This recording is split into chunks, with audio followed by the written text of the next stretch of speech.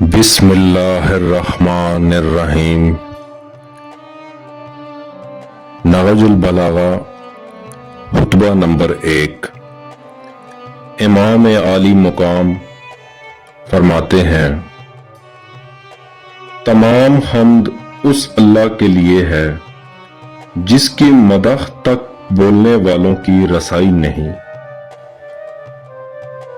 جس کی نعمتوں کو گننے والے گن نہیں سکتے، نہ کوشش کرنے والے اس کا حق ادا کر سکتے ہیں، نہ بلند پرواز ہمتیں اسے پا سکتی ہیں، نہ عقل و فہم کی گہرائیاں اس کی تہ تک پہنچ سکتی ہیں۔ اس کے کمال ذات کی کوئی حد معین نہیں، نہ اس کے لیے توصیفی الفاظ ہیں، نہ اس کی ابتدا کے لیے کوئی وقت ہے جسے شمار میں لایا جا سکے، نہ اس کی کوئی مدت ہے جو کہیں پر ختم ہو جائے۔ اس نے مخلوقات کو اپنی قدرت سے پیدا کیا، اپنی رحمت سے ہواؤں کو چلایا،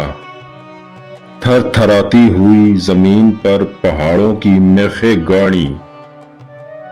دن کی ابتدا اس کی معرفت ہے، کمال معرفت اس کی تصدیق ہے، کمال تصدیق توحید ہے، کمال توحید تنزیہ و اخلاص ہے، اور کمال تنزیہ و اخلاص یہ ہے کہ اس سے صفتوں کی نفی کی جائے، کیونکہ ہر صفت شاہد ہے کہ وہ اپنے موصوف کی غیر ہے، اور ہر موصوف شاہد ہے کہ وہ صفت کے علاوہ کوئی چیز ہے۔ لہذا جس نے ذات الہی کے علاوہ صفات مانے، اس نے ذات کا ایک دوسرا ساتھی مان لیا، اور جس نے اس کی ذات کا کوئی اور ساتھی مانا، اس نے دوئی پیدا کی۔ جس نے دوئی پیدا کی، اس نے اس کے لیے جز بنا ڈالا، اور جو اس کے لیے اجزا کا قائل ہو، وہ اس سے بے خبر رہا، اور جو اس سے بے خبر رہا، اس نے اسے قابل اشارہ سمجھ لیا، اور جس نے اسے قابل اشارہ سمجھ لیا، اس نے اس کی حد بندی کر دی، اور جو اسے محدود سمجھا، وہ اسے دوسری چیزوں ہی کی قطار میں لے آیا۔ جس نے یہ کہا کہ وہ کس چیز میں ہے، اس نے اسے کسی شے کے ضمن میں فرض کر لیا، اور جس نے یہ کہا کہ وہ کس چیز پر ہے، اس نے اور جگہیں اس سے خالی سمجھ لی۔ وہ ہے، ہوا نہیں، موجود ہے، مگر عدم سے وجود میں نہیں آیا۔ وہ ہر شے کے ساتھ ہے، نہ جسمانی اتصال کی طرح وہ ہر چیز سے علیحدہ ہے، نہ جسمانی دوری کے طور پر وہ فاعل ہے، لیکن حرکات و آلات کا محتاج نہیں۔ وہ اس وقت بھی دیکھنے والا تھا جبکہ مخلوقات میں کوئی چیز دکھائی دینے والی نہ تھی۔ وہ یگانہ ہے، اس لیے کہ اس کا کوئی ساتھی نہیں ہے کہ جسے وہ مانوس ہو اور اسے کھو کر پریشان ہو جائے۔ اس نے پہلے پہل خلق کو ایجاد کیا، بغیر کسی فکر کی جولانی کے، اور بغیر کسی تجربے کے جس سے فائدہ اٹھانے کی اسے ضرورت پڑی ہو، اور بغیر کسی حرکت کے جسے اس نے پیدا کیا ہو، اور بغیر کسی ولولہ اور جوش کے جس سے وہ بیتاب ہوا ہو۔ ہر چیز کو اس کے وقت کے حوالے کیا، بے جوڑ چیزوں میں توازن و وہم و آہنگی پیدا کی، ہر چیز کو جداگانہ طبیعت مزاج کا حامل بنایا اور ان طبیعتوں کے لیے مناسب صورتیں ضروری قرار دیں۔ وہ ان چیزوں کو ان کے وجود میں آنے سے پہلے جانتا تھا، ان کی حد و نہایت پر احاطہ کیے ہوئے تھا اور ان کے نفوس و اعضاء کو پہچانتا تھا۔ پھر یہ کہ اس نے کشادہ فضا، وسیع اطراف و اکناف اور خلا کی وسعتیں خلق کیں اور ان میں ایسا پانی بہایا کہ دریائے مواج کی لہریں طوفانی اور بحر و زخار کی موجیں طے بطے تھیں، اسے تیز ہوا اور تند آندھی کی پشت پر لادا، پھر اسے پانی کے پلٹانے کا حکم دیا اور اسے اس کے پابند رکھنے پر قابو دیا اور اسے پانی کی سرحد سے ملا دیا۔ اس کے نیچے ہوا دور تک پھیلی ہوئی تھی اور اوپر پانی ٹھاٹھیں مار رہا تھا۔ پھر اللہ سجانہ نے اس پانی کے اندر ایک ہوا خلق کی جس کا چلنا بانجھ بے ثمر تھا اور اسے اس کے مرکز پر قرار رکھا، اس کے جھونکے تیز کر دیے اور اس کے چلنے کی جگہ دور دراز تک پھیلا دی۔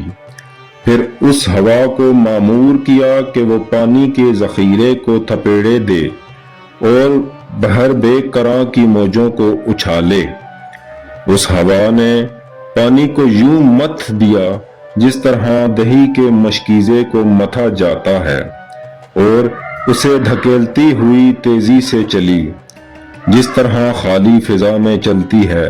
اور پانی کے ابتدائی حصے کو آخری حصے پر اور ٹھہرے ہوئے کو چلتے ہوئے پانی پر پلٹانے لگی، یہاں تک کہ اس متلاطم پانی کی سطح بلند ہو گئی اور وہ طے بطے پانی جھاگ دینے لگا۔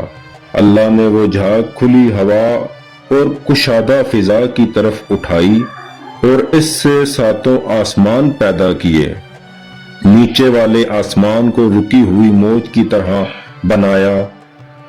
اور اوپر والے آسمان کو محفوظ چھت اور بلند عمارت کی صورت میں اس طرح قائم کیا کہ نہ ستونوں کے سہارے کی حاجت تھی نہ بندھنوں سے جڑنے کی ضرورت۔ پھر ان کو ستاروں کی سج دھج اور روشن تاروں کی چمک دمک سے آراستہ کیا اور ان میں زوپاش چراغ اور جگمگاتا چاند رواں کیا جو گھومنے والے فلک، چلتی پھرتی چھت اور جنبش کھانے والی لوح میں ہے۔ پھر خداوند عالم نے بلند آسمانوں کے درمیان شگاف پیدا کیے اور ان کی وسعتوں کو طرح طرح کے فرشتوں سے بھر دیا، کچھ ان میں سر بسجود ہیں جو رکوع نہیں کرتے، کچھ رکوع میں ہیں جو سیدھے نہیں ہوتے، کچھ صفیں باندھے ہوئے ہیں جو اپنی جگہ نہیں چھوڑتے، اور کچھ پاکیزگی بیان کر رہے ہیں جو اکتاتے نہیں، نہ ان کی آنکھوں میں نیند آتی ہے نہ ان کی عقلوں میں بھول چوک پیدا ہوتی ہے، نہ ان کے بدنوں میں سستی و کاہلی آتی ہے، نہ ان پر نسیان کی غفلت طاری ہوتی ہے۔ ان میں کچھ تو وحی الہی کے امین، اس کے رسولوں کی طرف پیغام رسانی کے لیے زبان حق اور اس کے قطعی فیصلوں اور فرمانوں کو لے کر آنے جانے والے ہیں، کچھ اس کے بندوں کے نگہبان اور جنت کے دروازوں کے پاسبان ہیں،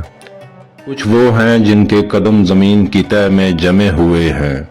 اور ان کے پہلو اطراف عالم سے بھی آگے بڑھ گئے ہیں، ان کے شانے عرش کے پایوں سے میل کھاتے ہیں، عرش کے سامنے ان کی آنکھیں جھکی ہوئی ہیں اور اس کے نیچے اپنے پروں میں لپٹے ہوئے ہیں، اور ان میں اور دوسری مخلوق میں عزت کے حجاب اور قدرت کے سرا پردے حائل ہیں، وہ شکل و صورت کے ساتھ اپنے رب کا تصور نہیں کرتے، نہ اس پر مخلوق کی صفتیں طاری کرتے ہیں، نہ اسے محفل و مکان میں گھرا ہوا سمجھتے ہیں، نہ اشابہ و نظائر سے اس کی طرف اشارہ کرتے ہیں۔